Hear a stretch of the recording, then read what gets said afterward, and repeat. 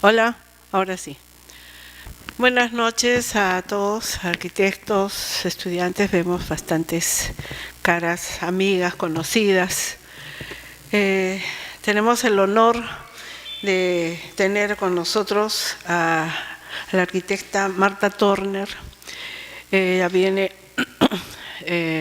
a visitarnos, a compartir un poco con nosotros. Y quiero, en primer lugar, disculpar un poquito el retraso. Es que ha habido, eso lo que pasa con la tecnología. No habría el USB. Y como anécdota les voy a contar que fuimos a una comunidad llevando la PC, llevamos todos los equipos para hacer nuestra presentación y cuando llegamos a la comunidad, que era como a 3.000 metros de altura, no había luz. Entonces tuvimos que improvisar, menos mal que habíamos llevado nuestros papelotes para poder trabajar con la comunidad.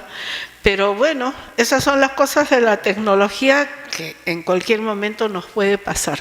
Así que yo le digo a la arquitecta que por favor no se preocupe, que en cualquier momento pasa eso, ¿no?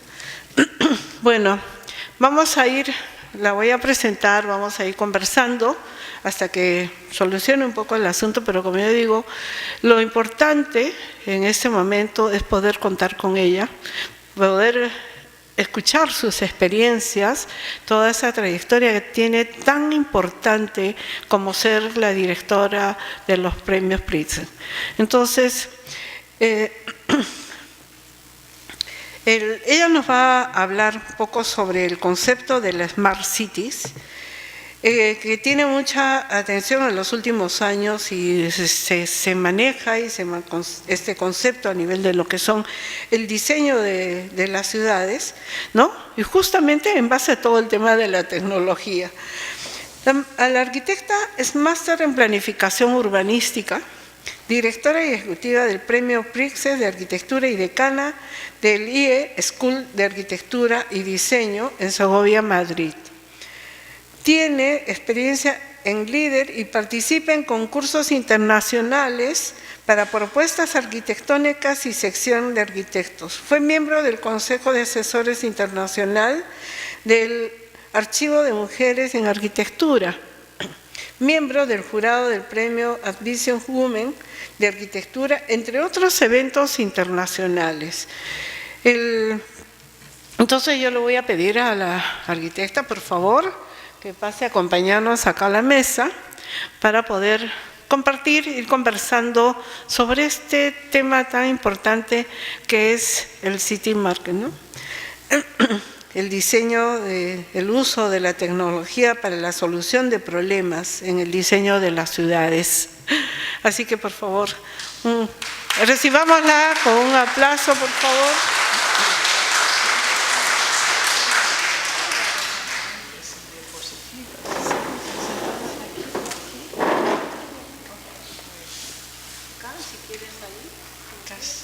Casi mejor aquí. Ah, bueno, ¿te parece bien? Está bien. Sí.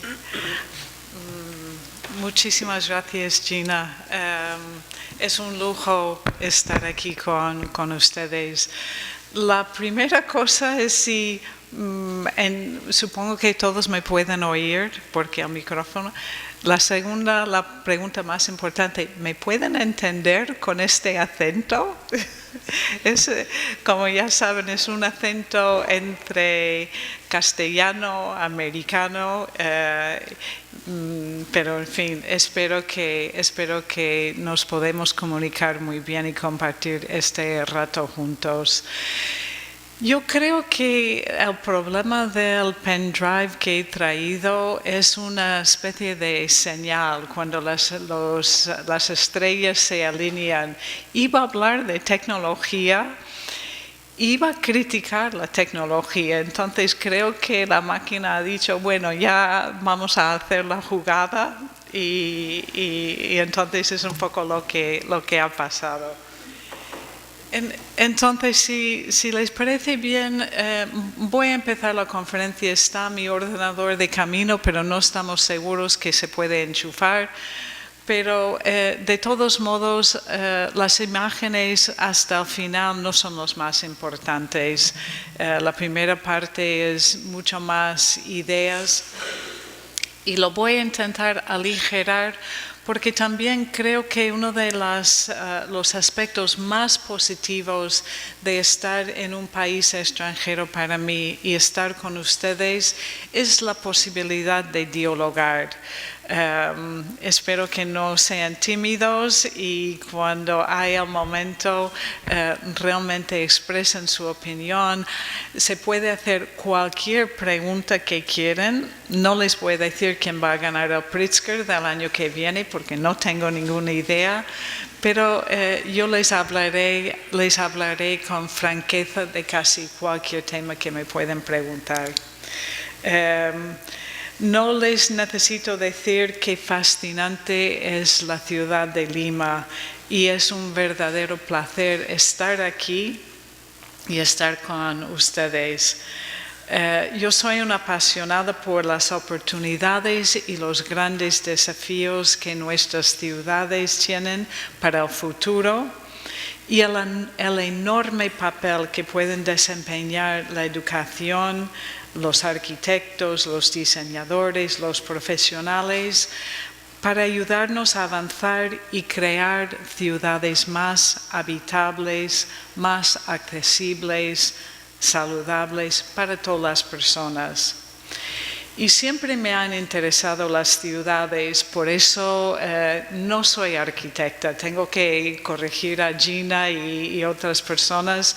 Sería un honor ser arquitecta, pero mi formación fue 6 años estudiando asuntos urbanos, o sea, mirando la ciudad de diversas perspectivas, desde la sociología, la historia, el diseño también, el medio ambiente construido y natural del punto de vista económico, pero no me ha enseñado a proyectar como muchos de ustedes arquitectos aquí esta noche. Pero siempre me ha interesado ciudades y, como ya lo he dicho, los estudios en los Estados Unidos y en Londres sobre nuevas ciudades, Town and Country Planning, me dio una base que hoy, después de muchas décadas, me sigue sirviendo. Y lo que veo es que las ciudades hoy, aunque hay muchas cosas parecidas, hay cosas nuevísimas. Y uno de esos es el tema de ciudades inteligentes. Y cuando yo pienso en la ciudad, y me imagino ustedes también, nos gusta imaginar el futuro. Y no sé si han visto los dibujos animados con platillos volantes por la ciudad, los Jetsons, etc. Todos nos gusta imaginar la ciudad del futuro y es un tema hasta en la cultura popular, en películas, Blade Runner, ¿no? Esa película que imagina la ciudad del futuro. Nuestras ideas de utopía están muy reflejados con un telón de fondo de ciudad. Y me fascinó el concepto de ciudades inteligentes cuando en mi escuela, es una escuela IE, School of Architecture and Design, una escuela internacional en Madrid y Segovia, España, donde enseñamos en inglés todo.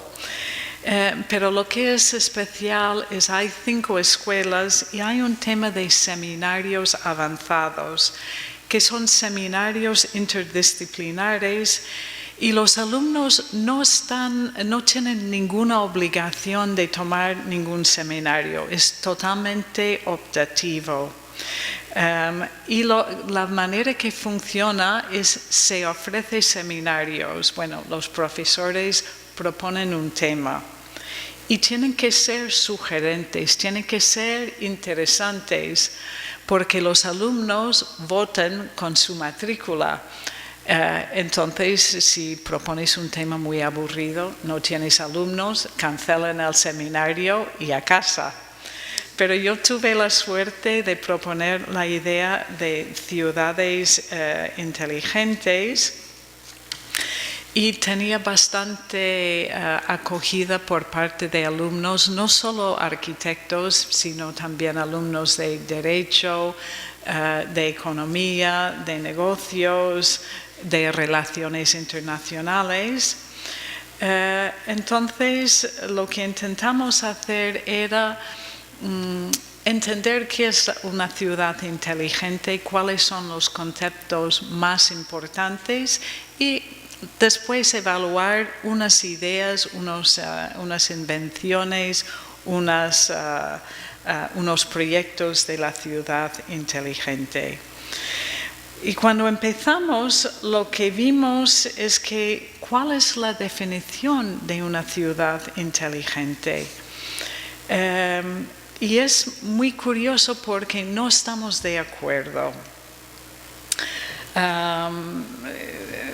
Hay mucho debate sobre eso. Vemos que en algunas personas definen la ciudad inteligente como la infraestructura y servicios basados en la tecnología de la información y la comunicación en el entorno para mejorar una serie de factores de la ciudad como la eficiencia, la calidad de vida y otros atributos. Pero otra idea de la ciudad inteligente es una ciudad que busca abordar los problemas públicos a través de soluciones de tecnología y es una asociación del ayuntamiento y los múltiples stakeholders o personas interesadas.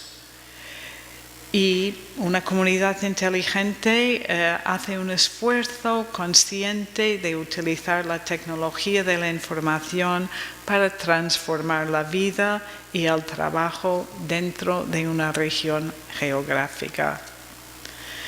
O una ciudad inteligente es una visión de desarrollo urbano para integrar múltiples soluciones. Pero todas esas definiciones son curiosas porque realmente no dicen demasiado, hablan de tecnología y hablan de mejoría. Entonces, ¿qué es lo que hice en ese seminario? Bueno, pues lo que yo di a los alumnos el primer día, les di el examen final. Y entonces la pregunta era, y eso yo creo que para ustedes en el público, esta es una pregunta para ustedes, ya les preguntaré la respuesta al final de esta pequeña conferencia.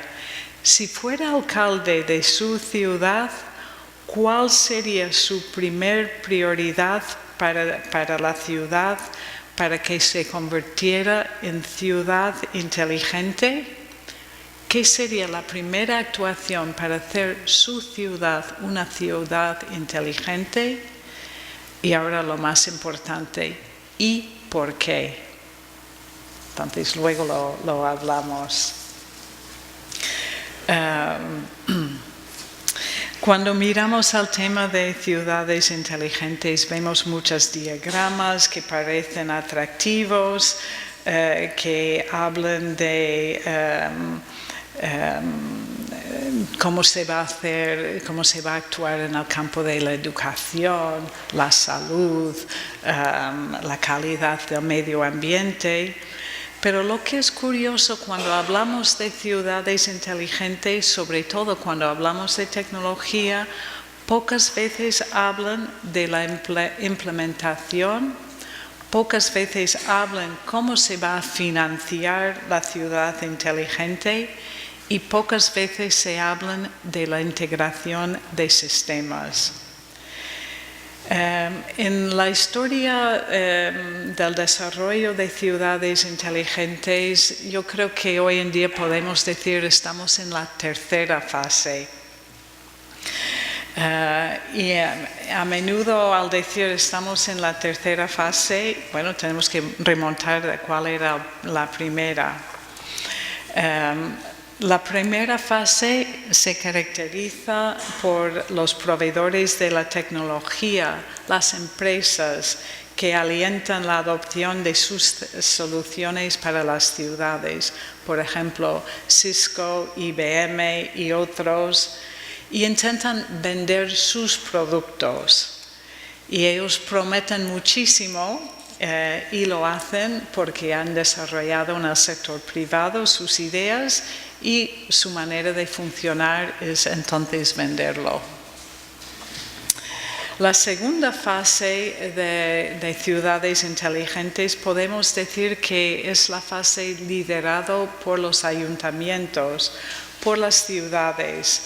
A diferencia de la primera, cuando es el proveedor o es una empresa que es el líder, en esta segunda fase es el municipio, los alcaldes con una visión de futuro, las administraciones con una idea hacia dónde quieren que vaya la ciudad.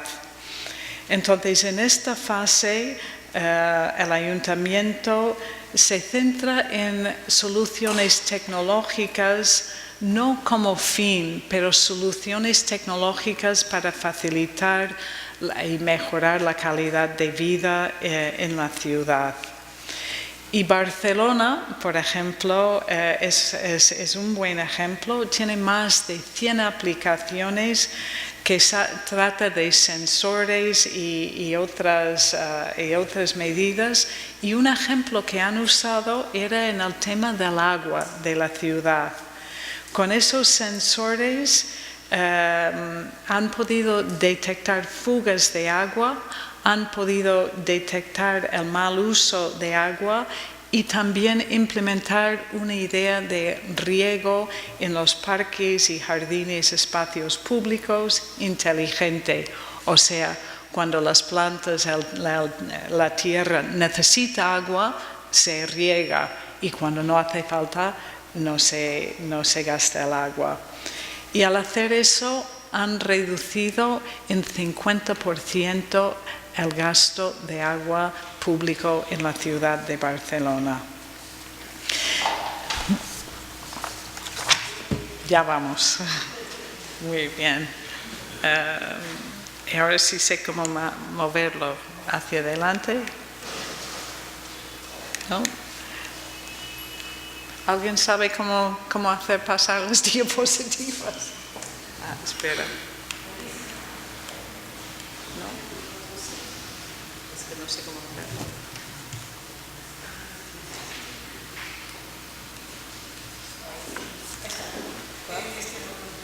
Ok, muy bien. Bueno, esto volviendo. Imaginamos el futuro.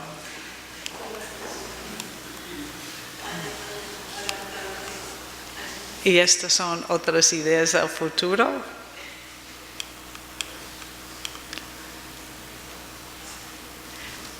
Y esto, bueno, es simplemente una imagen de Smart Cities, una idea.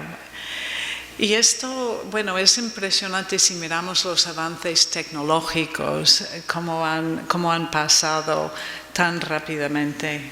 Mejor se escucha mejor. ¿Los dos o solo este?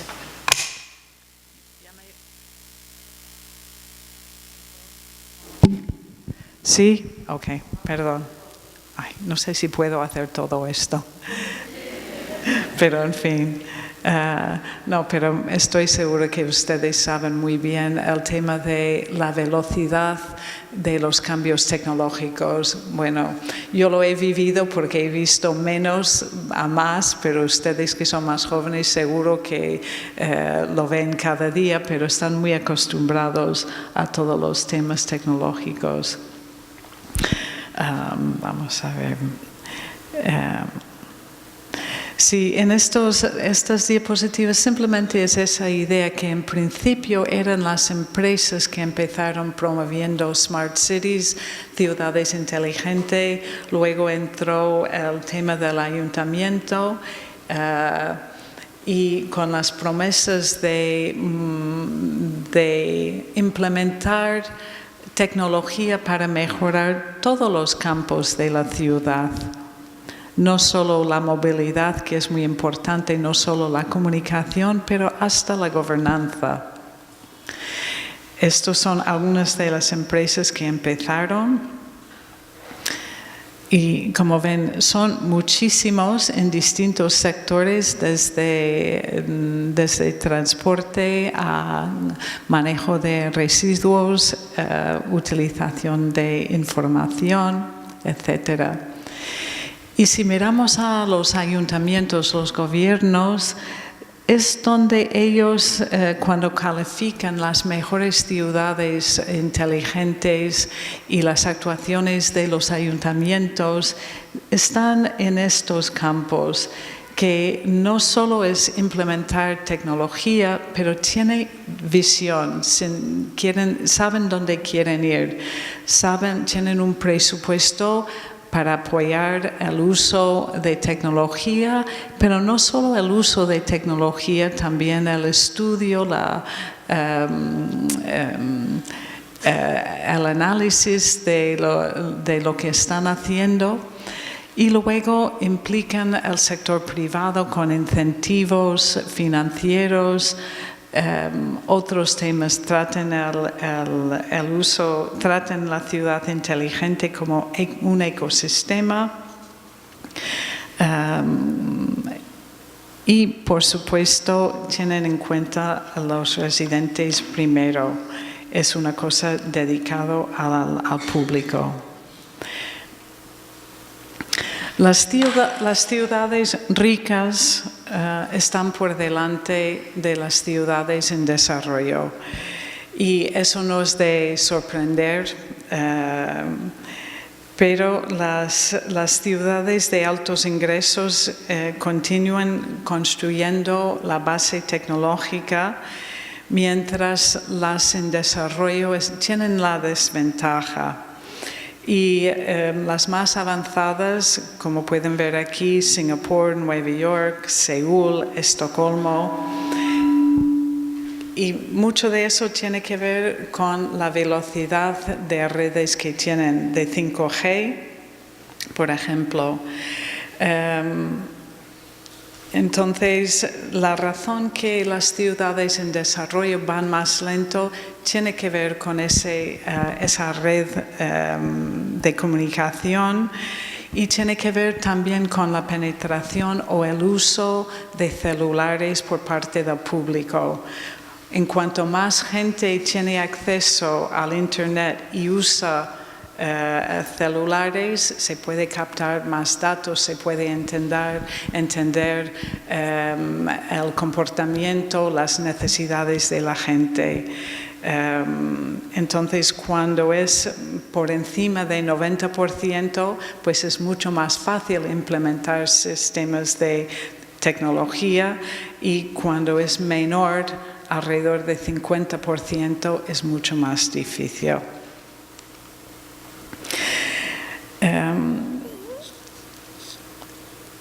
Y una cosa que sí está claro es que la economía del mercado no garantiza lo mejor para las ciudades, y solo tenemos que observar la brecha creciente entre ricos y pobres residentes en muchas ciudades, a pesar del crecimiento de la riqueza en general.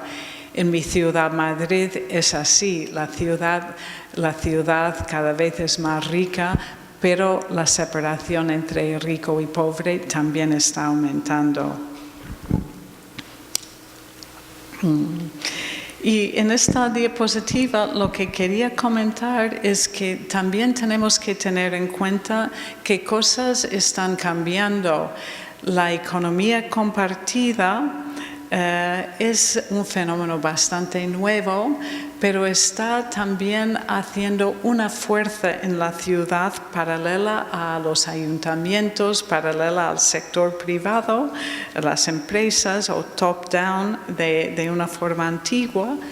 Y esto, por un lado, este cambio nos está dando otra posibilidad de participar más con la tecnología a título individual. Promesas y resultados de ciudades inteligentes, o quizás podría decir, todo lo que brilla no es oro. Les doy un pequeño ejemplo relacionado con la movilidad. Actualmente hay la gran promesa que vemos en muchas ciudades es para vehículos autónomos, o sea, coches sin conductor. Pero hay una falsa lógica que nos ha dicho que cuando hay problemas de tráfico, como en la ciudad de Lima o Ciudad de México o en otras ciudades, cuando hay mucho tráfico, bueno, la respuesta, solo tenemos que hacer más carreteras y más anchas.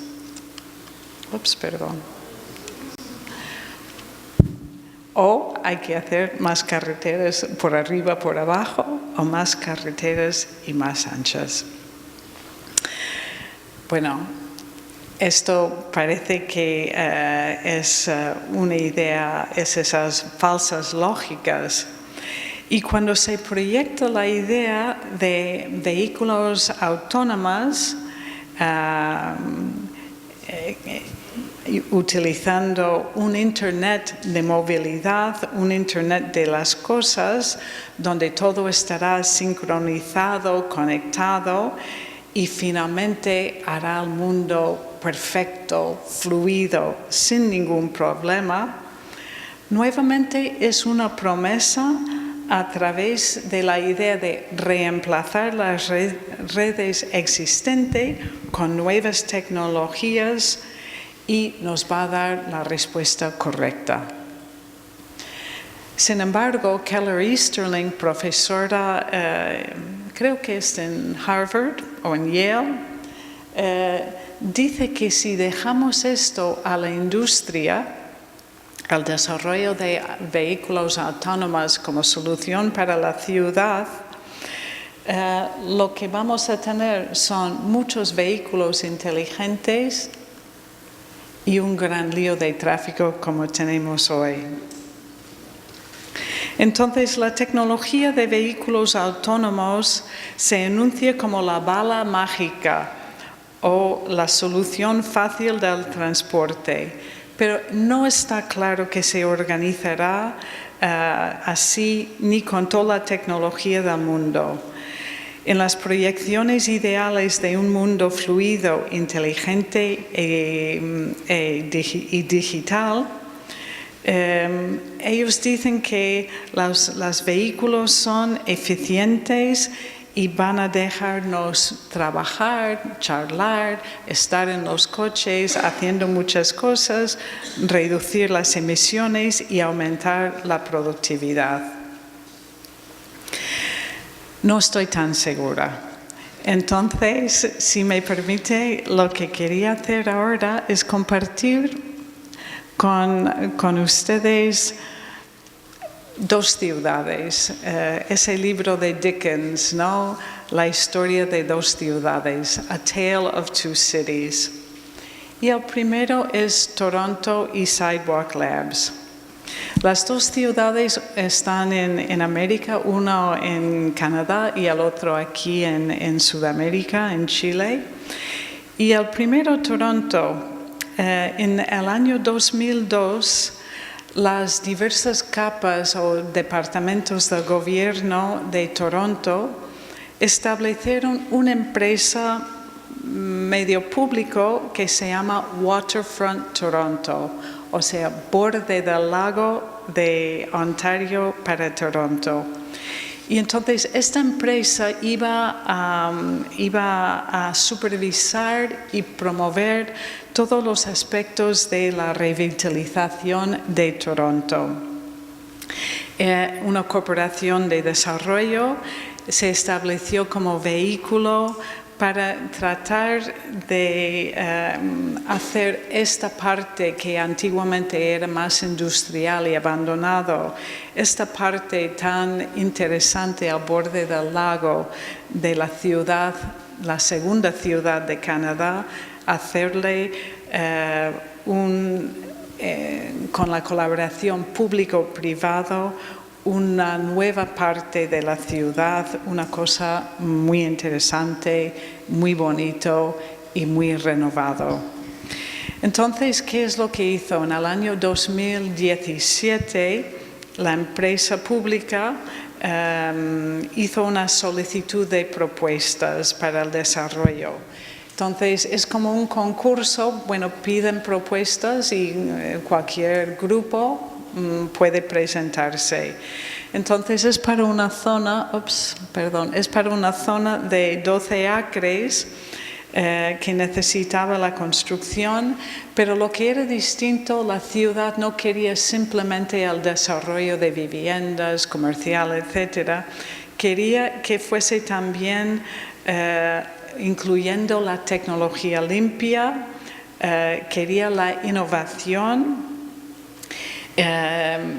Quería nuevos materiales más sostenibles de la construcción, comunidades inclusivas y hacer un barrio realmente vivo. Y la declaración que acompaña la solicitud describe el plan de desarrollo como un nuevo socio, un proyecto de demostración globalmente significante o significativo que promueve un nuevo modelo de mercado para desarrollos urbanos positivos para el momento. Y yo creo que querían hacer una prueba aquí para luego poder extenderlo. Entonces, esta declaración de Toronto tenía objetivos ambiciosos al nivel más alto, como he mencionado, la sostenibilidad, resiliencia, innovaciones urbanas, incluir la tecnología, tener todo limpio, etcétera, etcétera. ¿Y quiénes se presentaron? ¿Quiénes ganaron? Alphabet. Y puede sonar bien, Alphabet gana. Pero, ¿quién es Alphabet?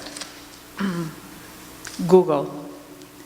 Entonces, esto ya es obvio quizás por mi tono de voz. Si antiguamente las ciudades estaban hechas por la gente que vivía ahí, por los ayuntamientos, con la participación de arquitectos y urbanistas, ¿qué pensamos si la ciudad del futuro está hecho por Google? Es un tema, es curioso, ¿no? Entonces, en el primer documento que presenta la visión de Alphabet, Sidewalk Labs, lo que dicen es que van a desbloquear las posibilidades de esta zona, ven cómo es en la actualidad, y a través de nuevos empleos, viviendas, van a estimular la economía. Entonces tardaron 18 meses en hacer una primera propuesta y finalmente entregan 3 volúmenes gordos que describe el proyecto, esta zona Quayside o al borde de esta bahía. Hablan de muchas innovaciones y lo que van a hacer es esa parte en azul y la segunda parte en azul van a ser los objetos de Sidewalk Labs, pero no están contentos de solo limitarse a esas partes azul, también incluyen unas partes en gris más amplias. Entonces, ¿qué van a hacer ahí?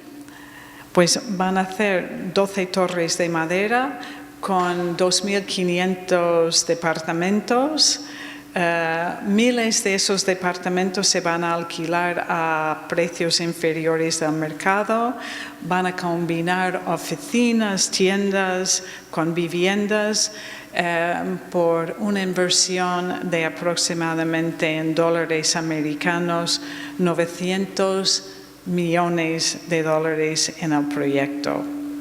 Van a hacer aceras iluminadas, viviendas asequibles, estructuras de madera, todo tipo de innovación. Y afirman que después de su inversión de preparar el sitio y hacer la planificación, van a crear unos 44.000 empleos y generar más de 4.000 millones en ingresos fiscales anuales para la ciudad de Canadá. O sea, todo un éxito económico. Pero lo que también es curioso, si veis las imágenes que te presentan, de alguna forma son parecidas a las primeras imágenes de esta charla. Son más esquemáticos, pero es simplemente una visión.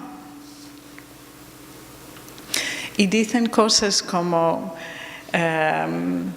los residentes de Quayside, de esta zona, van a sentir como ningún otro vecino en Toronto, o de hecho van a ser especiales en el mundo.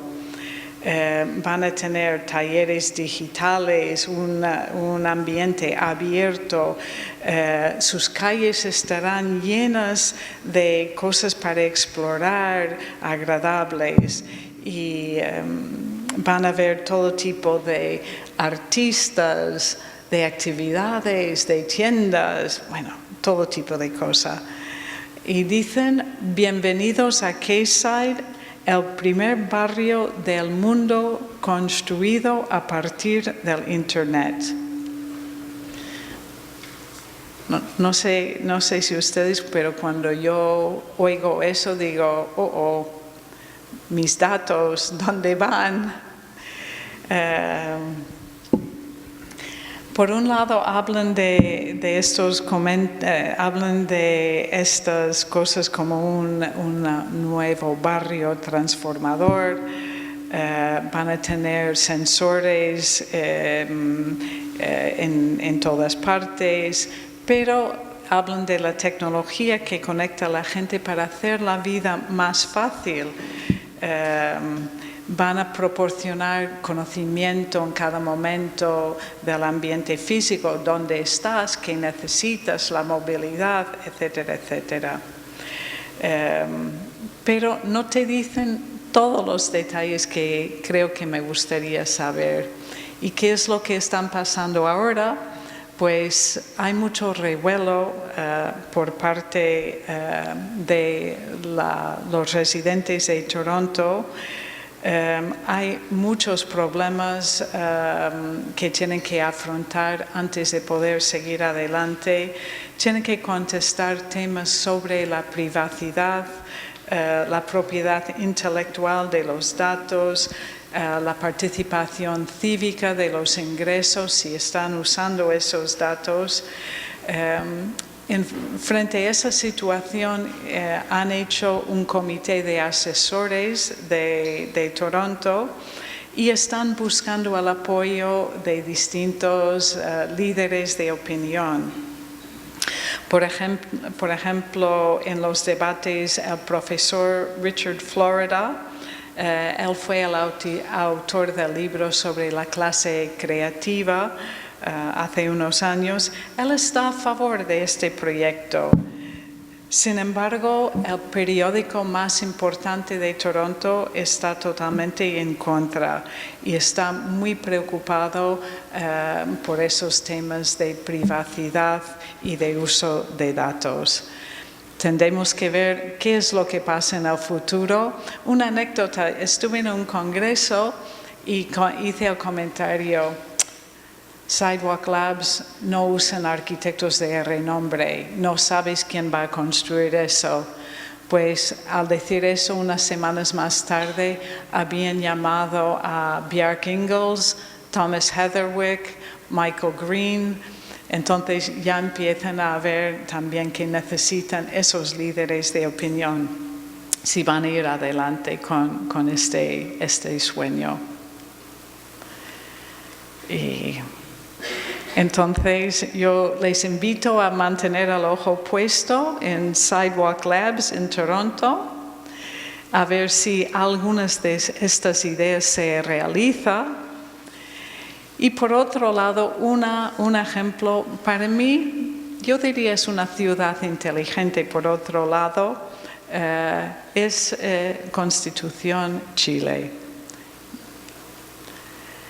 Y como saben, durante unos 3 minutos, uno de los terremotos más grandes jamás registrados, con una magnitud de 8,8, golpeó fuertemente Chile en febrero de 2010, al sur de Santiago. Y entonces igual están pensando, ¿qué tiene que ver Constitución Chile con Toronto? Pero a ver si llegamos.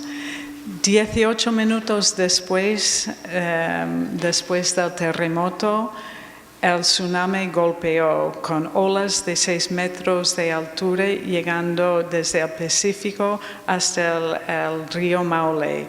Se estrellaron contra la ciudad, la pequeña ciudad La Poza, que es un distrito de Constitución al borde del río. Y la gente declaraba que cuando golpeó el tsunami, parecía que venía el tren, se podía escuchar el ruido horrible con cada ola que golpeaba la costa. Entonces mataron entre el terremoto y el tsunami, mataron más de 500 personas y alrededor de la 1/4 parte de la ciudad de Constitución. Sin electricidad ni agua limpia, los auxilios los primeros auxilios eran muy rudimentarios. Se tuvieron que llevar los heridos a Talca, la capital regional, que aproximadamente a distancia de 200 millas. Entonces el impacto de este terremoto, dejando, como ven, 90% de la población sin electricidad, era un impacto inesperado y enormemente grave. Entonces, ¿qué se podría hacer frente a esta destrucción y estos problemas? Lo que han podido hacer es, claro, el gobierno central tenía que reaccionar inmediatamente, poner en marcha unos planes. Entonces llamaron el estudio elemental, el estudio liderado en parte por Alejandro Aravena, arquitecto chileno.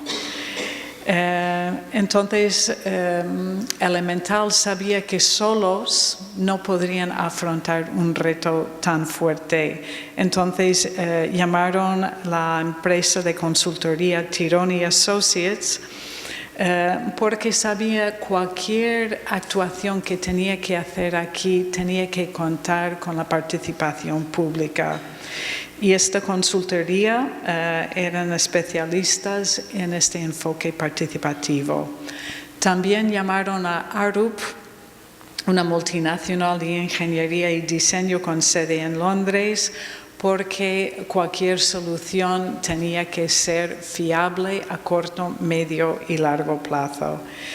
El gobierno estatal y los gobiernos regionales aportaron el dinero, pero con unos objetivos claros. Tenían 100 días para elaborar un plan de un plan de primera instancia, un plan de reacción. 100 días para hacerlo y marcar el camino hacia el futuro. Entonces tenían 150 millones de dólares y el 70% de ese presupuesto venía del Estado. Pero 100 días para nosotros en el mundo del urbanismo, arquitectura, son 3 meses. Eso no es nada de analizar todo, de hablar con los residentes y de crear un proyecto, un plan de futuro. Pero 100 días es una eternidad si vives en un lugar devastado. Pero por otro lado, 100 días es muy poco si consideramos la eternidad de una ciudad o la historia de una ciudad. Entonces, ¿qué es lo que han hecho? Pues primero, la primera cosa que ha hecho Elemental es construir una casa abierta en la plaza principal de la ciudad. Y ahí, por un lado, colocaron todos los planos en que estaban trabajando para que cualquier residente se podría acercar, echar un vistazo, hacer sugerencias. Hubo reuniones regulares a los que invitaron la gente del pueblo. Una de las cosas más difíciles para esta parte es al borde del río. Había unas 100 familias que habían vivido allí. La mayoría habían perdido sus casas. Entonces, lo más difícil era cómo ver el camino hacia el futuro. Y algunos de esos residentes querían reconstruir en el mismo lugar. Otras personas querían mudarse, pero solo si podían vender su terreno a buen precio. Y otros habían estado viviendo en esa área de manera informal. Por lo tanto, no tenían ni terreno para vender, ni pensaba que tenía derecho a nada. Entonces, fue una situación muy compleja. ¿Qué es lo que se hace con no solo la complejidad medioambiental, pero la complejidad de las necesidades y el punto de vista de los residentes? Entonces, Elemental hizo 3 opciones, o se les ocurrió 3 opciones. En primer lugar, la tierra destruida podía quedarse vacío, la solución más fácil, rápida y económica. Una segunda opción, se podría construir un muro de retención, una gran obra pública para proteger la ciudad de un futuro tsunami. Se podría entonces volver a habitar esa parte, las casas detrás de una gran pared y esperar que en el futuro la devastación o otro tsunami no alcanzaría esas casas. Y en tercer lugar, las zonas podrían ser expropiadas y convertidos en bosque. Y ese bosque entonces actuaría como un amortiguador contra futuros tsunamis. Entonces los ciudadanos de Constitución fueron invitados a votar sobre estas 3 opciones. Y yo creo que eligieron bien, supongo con el ánimo de los arquitectos y los consultores, eligieron el bosque. Y esto parece lo más lógico. Si hubiesen dejado todo vacío, sin nada, pues al final la gente hubiese habitado esa zona de todos modos. Puedes tener buenas intenciones de un plan o de una ley, pero si la gente no lo quiere, al final van a hacer lo que quieren.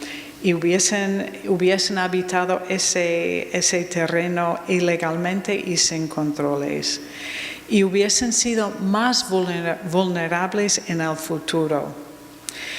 El muro de retención, el muro de protección, fue la elección preferida por las grandes empresas constructoras, por razones obvias. Tendrían trabajo al construirlo y también hacer las casas detrás. Pero la experiencia del tsunami de Japón de 2011 dio evidencia que las paredes protectoras no siempre funcionan, sobre todo ahora que no podemos predecir la magnitud de los desastres futuros. Y sin embargo, la tercera opción, el bosque, no trata de bloquear totalmente un tsunami, sino amortiguar el impacto, disipando ese impacto. Sigue el peligro hasta cierto punto, pero se puede amortiguar, se puede reducir. Entonces, ¿qué es lo que han hecho? Pues han dejado una franja de tierra, sí, con un muro más pequeño, con estancos de retención, esos charcos que ve a la derecha. Han puesto el bosque en la parte de la isla, también en la parte de la costa de este lado, y luego han localizado las viviendas más atrás.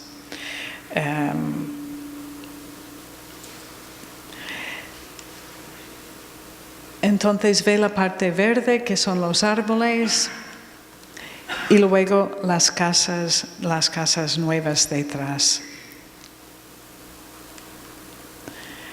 Entonces, este es un proyecto sin apenas nada de tecnología, pero yo diría, y espero que estén de acuerdo conmigo,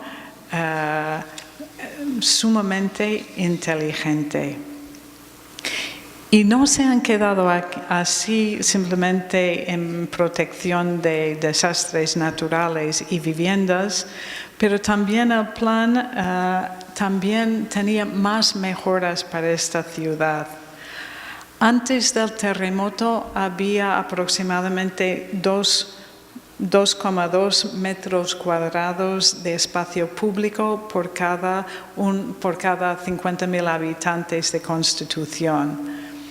Ese ratio cambió después de este plan a 6,6, o sea, 3 veces más espacio público.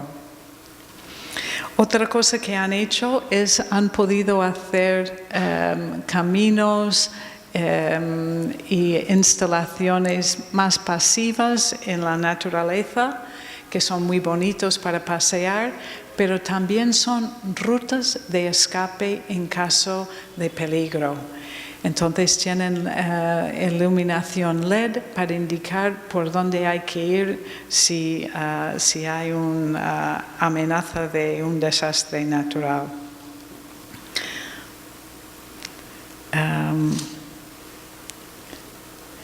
Y luego, a medida que iban mejorando y iban hablando con los residentes, estas son unas de las imágenes de la construcción de esta primera fase. Un poco más adelante se ve cómo se ha ido evolucionando.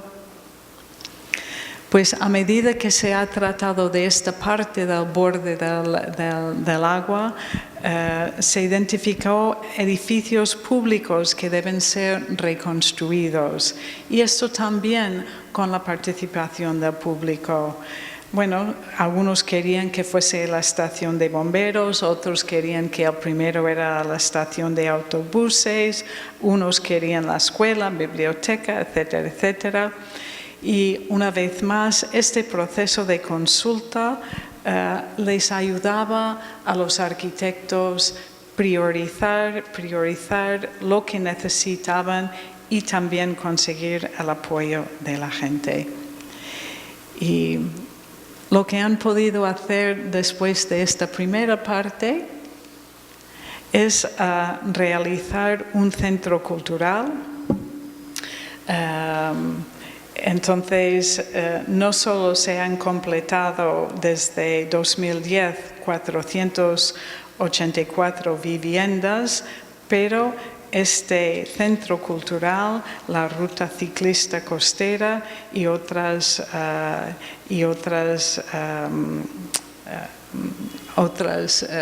instalaciones para la gente.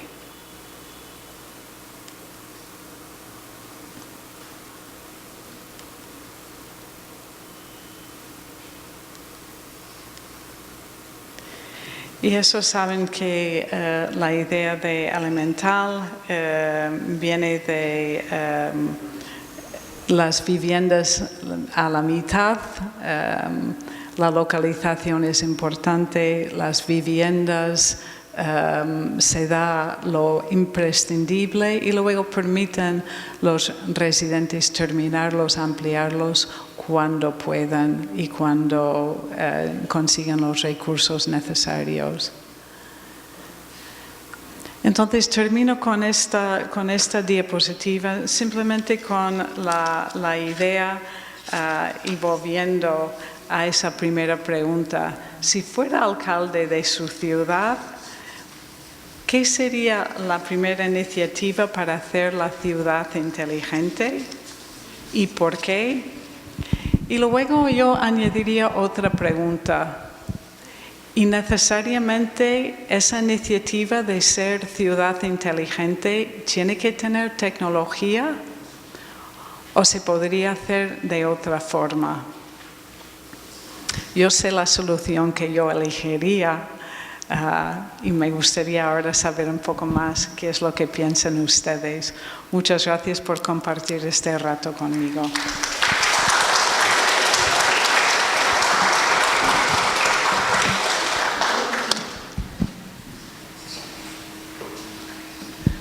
Bueno, ya Marta ha planteado preguntas, así que quisiéramos saber quiénes quieren hacer alguna pregunta o algún comentario. A ver, ¿quién levanta la mano? ¿Alguien más? Ya.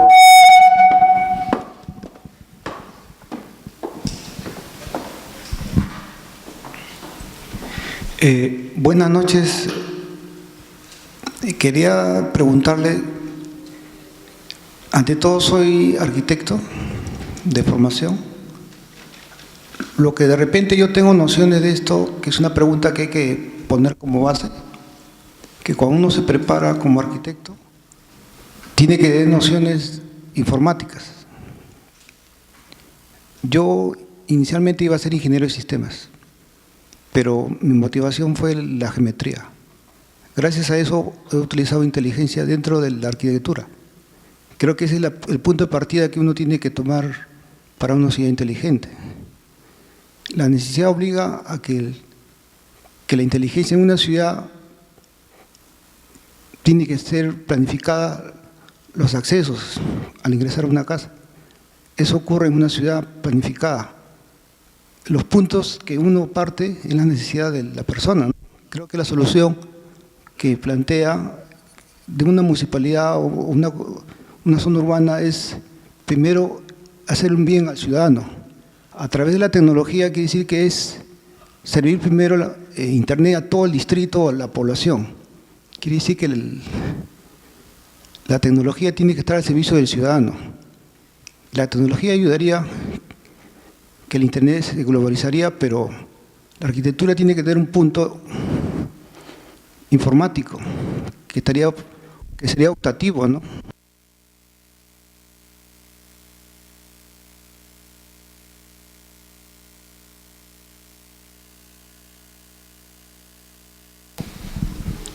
Eso es lo que yo siempre hago desde joven. Me actualizo, pero algunos distritos acá en Lima tienen Internet, entonces eso es punto de partida, ¿no? Porque ahora la tecnología que tenemos quiere decir que el Internet es globalizado, todos lo pueden tener. Eso es mi punto de partida. Y para poder llegar, ¿cómo participar? y cómo, el por qué, porque la necesidad de repente de tener un celular, ¿no? Para agilizar, pero si encontramos en el internet quiere decir que nos ayuda. Con hablar puedes cerrar una ventana, tienes que tener internet, sensores y un poco la robótica que ayuda a eso, ¿no? Esa es mi solución hacia el ciudadano, ¿no?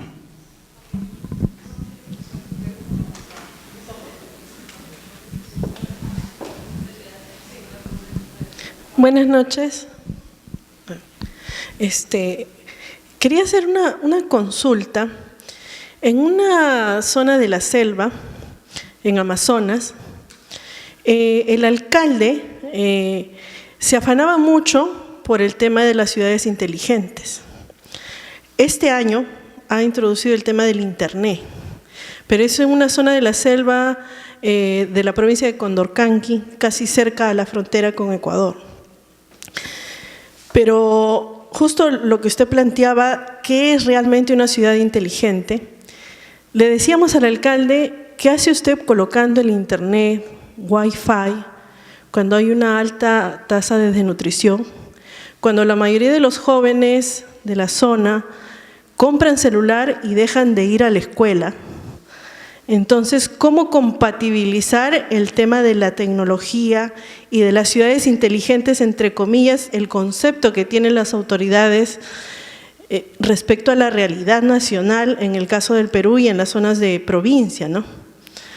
Porque no se trata de que llegue el internet, de que todos tengan el celular, cuando realmente la inteligencia, o sea, no se basa solamente en la tecnología, sino en la forma como usa uno la tecnología.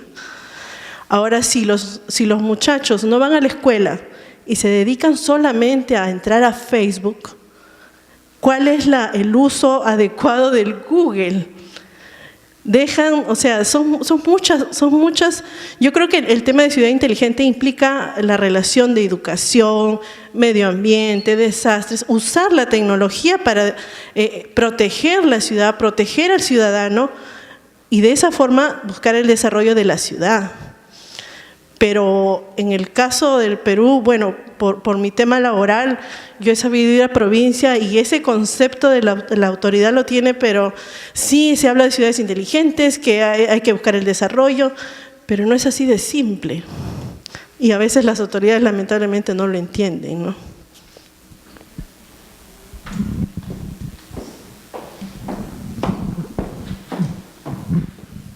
Sí, si me permite hacer un comentario, porque las dos, bueno, no preguntas, pero las dos intervenciones me parecen muy interesantes sobre la tecnología, pero tienen algo en común. La tecnología es neutral. Entonces, y tampoco la tecnología viene con un libro de instrucciones obligándonos a utilizarlo de esta forma o de otra forma. Entonces, el gran reto es, yo diría, ni en el caso de usted, estoy de acuerdo con su punto de vista, pero también, como en el caso de Constitución, si dejas el terreno libre, la gente va a ir allí, aunque haya leyes, aunque no es aunque hay peligro, etc. Entonces, el tema de la tecnología, si prohibimos gente de usar celulares, ¿van a ir a la escuela? Igual ni van a la escuela. Lo que tenemos que hacer es quizás, no estoy diciendo seguro, hacer el celular una herramienta de la escuela, hacer Facebook una parte de un proceso de aprendizaje. Tenemos que entender cómo piensa la gente y luego dar la vuelta a la tecnología para estar al servicio de unos objetivos quizás un poco más profundos. Durante años yo he dicho a mis alumnos, iros a la biblioteca, usar libros. Web search is not research, no es todo en la web. Es absurdo. Entonces, lo que tengo que hacer es en la clase no decirles lo que tienen que hacer, pero ayudarles a buscar la belleza de usar muchos métodos y muchos recursos. Entonces yo creo que ahí la tecnología también, no tenemos que decir sí o no, tenemos que dar la vuelta. Y el tema de los arquitectos de ser informáticos, algunos sí, algunos no. Yo creo que la gran ventaja de los arquitectos es esa capacidad de inventar, de pensar nuevos usos de herramientas, de probar cosas de distinta forma. Entonces, yo tengo más confianza en los arquitectos de adaptar la tecnología que en quizás los que han estudiado la tecnología pura sin esa forma de pensar. Pero es mi pensamiento, es mi opinión. Más comentarios. Muy bien. Respecto al urbanismo en sí, a una ciudad inteligente, me parece, y quiero también su opinión al respecto, me parece que por ahí va también su respuesta a la que tenía hace un momento. La tecnología para mí es lo último que se debe utilizar, no lo primero. Es decir, Lima va a entrar pronto al 5G. No conozco a nadie que no tenga celular. No conozco a nadie que no tenga televisores smart, ¿no? Es decir, la tecnología está. Pero lo que no está es el orden. El urbanismo en Lima, por ejemplo, no ha avanzado, ha retrocedido. El tráfico es caótico, pero muchos dicen tenemos muchos vehículos. Falso. Hay ciudades que tienen más vehículos que nosotros, pero un tráfico más ordenado. Es decir, el urbanismo y el tratamiento de una ciudad debe ser un poco más inteligente en sus formas de resolver sus problemas. Luego de que tenga un plan para resolver sus problemas de tráfico, de movilidad, de qué líneas debe de tener, entonces recién aplicar la tecnología como apoyo para poder llegar a esas metas más rápidamente, ¿no? Primero viene el plan. Constitución es eso. Constitución hubo un plan urbanístico, hubo una pregunta, una consulta, y lo que se pensó no necesariamente era tecnológico. Hacer un muro, hacer un bosque, no es tecnología. Hacer un bosque y un muro se hace miles de años. Es aplicar inteligentemente los tratamientos urbanísticos. Y acá en Lima no se hace eso, ¿no?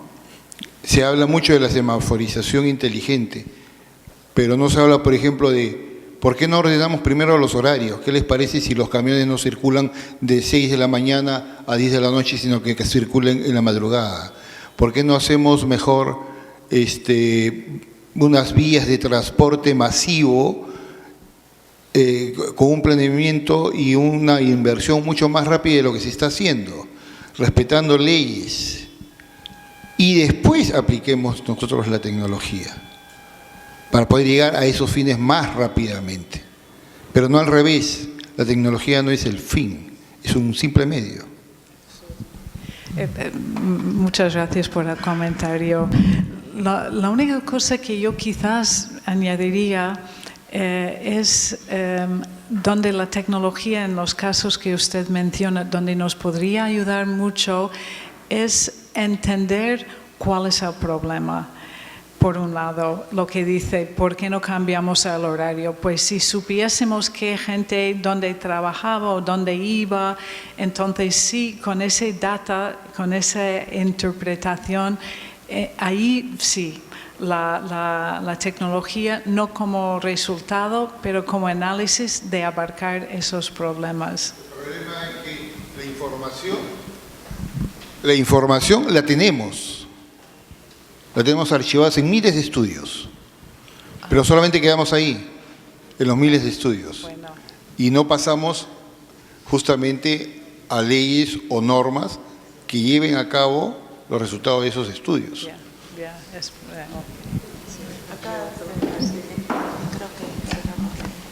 Buenas noches. Me parece interesante los dos ejemplos porque muestran dos extremos, ¿no? Uno de ellos es el diseño de la ciudad como un ideal, ¿no? Que es, digamos, idealizo a partir de la tecnología como una herramienta que va a incorporarse para un futuro mejor, pero es un futuro mejor que está planificado, digamos, en un ordenador, ¿no? Porque antes era en un tablero, y que también es muy válido porque te lleva a trabajar con diferentes puntos de vista, pero también con diferentes disciplinas, y hay todo un aporte también. El otro lado, el otro extremo, son las inteligencias que comparten tanto profesionales como instituciones públicas, privadas, diferentes actores y los ciudadanos. La gran diferencia que en el segundo ejemplo se empodera al ciudadano en sus tomas de decisiones, y ahí están las inteligencias, ¿no? Entonces, esas inteligencias en ciudad, primero que siempre vamos a encontrar ciudades que ya están formadas, que tienen una historia o que están en procesos. Son pequeñas urbes que se van generando procesos, y ahora tenemos también un discurso con respecto no solamente a la megápoli, sino a ciudades dentro de ciudades, que es mucho más complejo. Entonces creo que también este reto de las tecnologías como herramienta, pero que tampoco, yo creo que las tecnologías debe ser, yo tomo una decisión con respecto al uso de las tecnologías, y como ciudadano o como parte de una urbe pequeña o como un conjunto de personas que deciden tomar en sus manos un desarrollo futuro, es que podríamos hablar de qué tipo también de inteligencias, porque no es un modelo como que existen respuestas correctas. Lo más complejo de las inteligencias es justamente encontrar o también más que encontrar, percibir dónde están estas situaciones que podrían ser o no problemas, depende cómo es que se enfoque. Por tanto, nos obliga a nosotros ser mucho más responsables, digo, desde el punto de vista de arquitectos, pero también entender que los arquitectos solos no hacemos todas las soluciones de ciudades, ¿no? Entonces, hay un empoderamiento de los ciudadanos saben lo que quieren, pero eso no quiere decir que tampoco los profesionales no podamos trabajar en conjunto. Obviamente trabajamos en conjunto, pero el reto mayor que yo veo es que efectivamente las tecnologías están ahí y van a seguir avanzando. Entonces, entonces nos obliga a nosotros a conocer más de tecnologías, así no querramos, porque igual se dan. Entonces, ¿cómo conjugar esto? Yo creo que ese es el gran reto, ¿no? Me parece que creo que este abanico también de los especialistas, los profesionales de hoy, nos retan a nosotros, a los nuevos ciudadanos nos retan a nosotros más bien, porque las tecnologías van tan rápido que nosotros tenemos que casi siempre, prácticamente ya parece que tenemos que actualizarnos tan rápido, porque si no nos quedamos como profesionales. Entonces yo creo que hay una reflexión muy grande, porque tampoco podríamos negar que podemos estar en una comunidad, pero también a su vez somos globales. Entonces es mucho más complejo eso. Yo lo veo más como una reflexión, y la pregunta sería, ¿hacia dónde vamos? Que sé que no hay una gran respuesta, difícil, pero me gustaría saber la opinión, hacia dónde vamos, hacia dónde nos vemos, no como algo cerrado, sino como una reflexión abierta. Gracias. Eso es casi imposible hacia dónde vamos.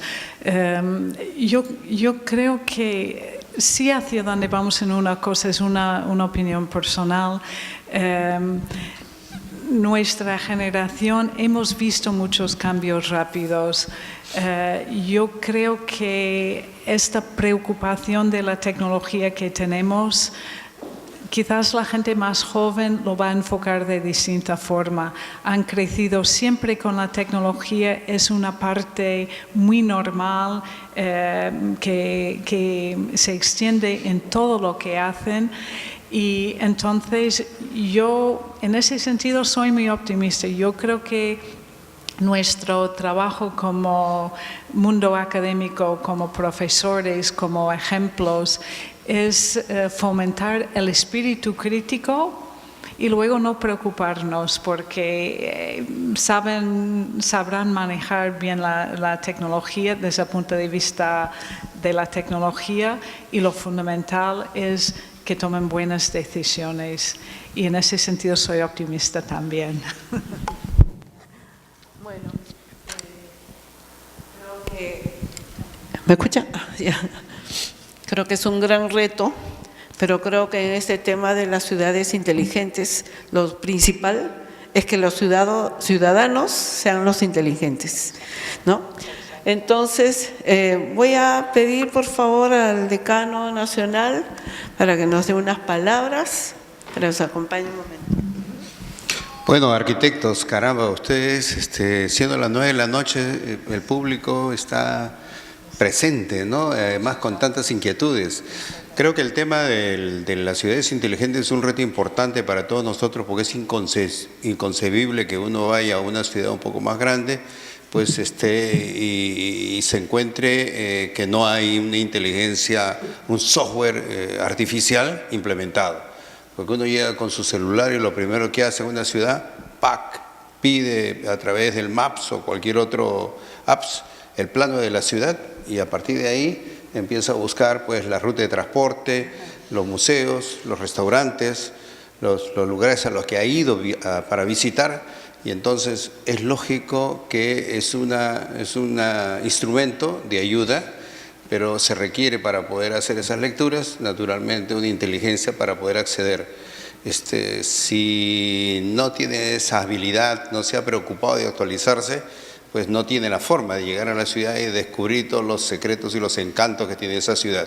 Depende de cada uno. Pero hay alguien que lo ha creado, y hay que reconocer a aquellos programadores, ordenadores de los sistemas, porque hablar de ciudades inteligentes es un sistema de sistemas y subsistemas, ¿no? Es la suma de todos, ¿no? Y es verdad que lo importante es que los líderes, los políticos entiendan para qué se aplican, porque obviamente la mejor forma de usarlos pues es con ética, con respeto, con puntualidad, porque acá también hemos tenido oportunidad de recibir a otros arquitectos que contaban alguna experiencia en España, que por ejemplo decían qué importante es tener los apps, porque somos capaces de hacer movilización pues en 2 horas. Movilización, y de repente nos encontramos en tal plaza y llegaban en 2 horas y había ya una marcha, una manifestación impresionante, ¿no? Y eran capaces de influir en la política. Miren cómo el apps o los WhatsApps o las redes, ¿no? Permite también participar en construir ciudadanía, en sistemas de participación totalmente novedosos. Entonces, lo que hay que hacer hay que tener ética para saber usarlo, porque esa es la única forma de también contribuimos al desarrollo de la sociedad. Bueno, vamos a agradecerle a la arquitecta Marta Torne por esas reflexiones, por favor, con un aplauso.